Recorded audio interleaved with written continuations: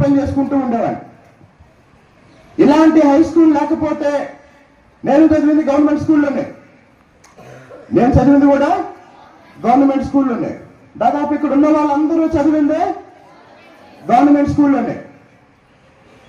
ఎన్నికలకు ముందు అందరికీ తెలిసిన విషయమే, ఎన్నికలు ఏప్రిల్ 13వ తారీఖున జరిగాయి. 10th క్లాస్ రిజల్ట్స్ ఎన్నికలు మే 13న జరిగినాయి. 10th క్లాస్ రిజల్ట్స్ ఏప్రిల్లో వచ్చాయి కదా. 600 మందికి ఈ తిరువూరు నియోజకవర్గంలో 10వ తరగతిలో 500 మార్కులు దాటిన వాళ్ళు రండి, ఒక్కొక్కరికి 10,000 ఇస్తానంటే 600 మంది వచ్చారు, 60 లక్షలు ఇచ్చారు. ఇప్పుడు తిరువూరు నియోజకవర్గంలో ఈ సంవత్సరం 10th రాసే వాళ్ళకి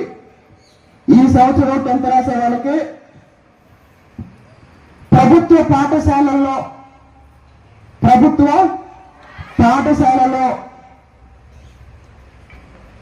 టాప్ 100 స్టూడెంట్స్ కి ఒక్కొక్కరికి 25,000 ఇస్తారు.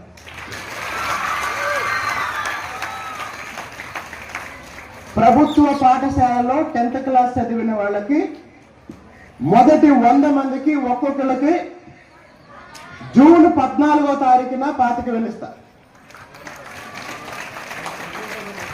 జూన్ 14వ తారీఖున ప్రభుత్వ పాఠశాలల్లో చదివి మొత్తం 4 మండలాల్లో రిజల్ట్స్ వచ్చిన తర్వాత ఎంఈఓలు నాకు లిస్ట్ ఇస్తారు. ఎంఈఓల దగ్గర లిస్ట్ తీసుకొని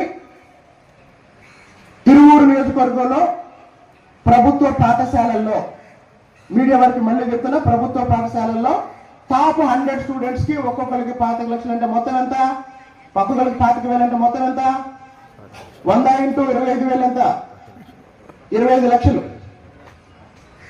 10th క్లాస్ వాళ్ళకి 25 లక్షలు స్కాలర్షిప్ ఇస్తా. ఇంటర్మీడియట్ వాళ్ళకి ఇప్పుడు ఎవరైతే ప్రభుత్వ కళాశాలలో గవర్నమెంట్ జూనియర్ కాలేజీలో ఇంటర్ చదువుతున్నారో, ఇంటర్మీడియట్ టాప్ 100కి అంటే ఇంటర్ చదివినాక వాళ్ళు దేనికి వెళ్తారు, డిగ్రీకి వెళ్తారు. ఇప్పుడు మన రాష్ట్రంలో డిగ్రీ అంటే ఏంటి, ఒకప్పుడు BA, BCom, BSc రకరకాల కోర్సులు చదివేవాళ్ళు ఇప్పుడు ఏ ఇంటికి వెళ్ళి పిల్లల్ని డిగ్రీ ఏంటంటే 99% ఇంజనీరింగ్. కాబట్టి ఇంటర్మీడియట్ టాప్ 100 టాపర్స్ కి ఒక్కొక్కరికి ఒక్కొక్క ల్యాప్టాప్ ఇస్తారు. బీటెక్ వాళ్ళకి ఏం కావాలి, ఈ సంవత్సరం కొన్ని 100 మందికి ఇచ్చాం, ఎలక్షన్ తర్వాత ఇచ్చాం, ఇంకా ఇస్తూనే ఉన్నాం. తర్వాత ఈ స్కూల్ కోసం హెడ్ మాస్టర్ గారు కార్పస్ ఫండ్ కోసం తల్లిదండ్రుల్ని ఇతరుల్ని విరాళాలు ఇవ్వమని అడిగారు. నా వంతుగా 1,00,000 రూపాయలు ఇస్తాను. నా వంతుగా 1,00,000 రూపాయలు ఇస్తాను. ఆ తర్వాత ప్రతి నెల, ముఖ్యంగా 10th క్లాస్ వాళ్ళకి ఇప్పుడు టార్గెట్, అన్ని స్కూల్స్ కి నేను ఎక్కడికి వెళ్ళినా స్కూల్కి వెళ్ళాలని ప్రయత్నం చేస్తున్నాను. నేను వెళ్ళిన ప్రతి చోట మధ్యాహ్నం స్కూల్లోనే భోంచేశాను.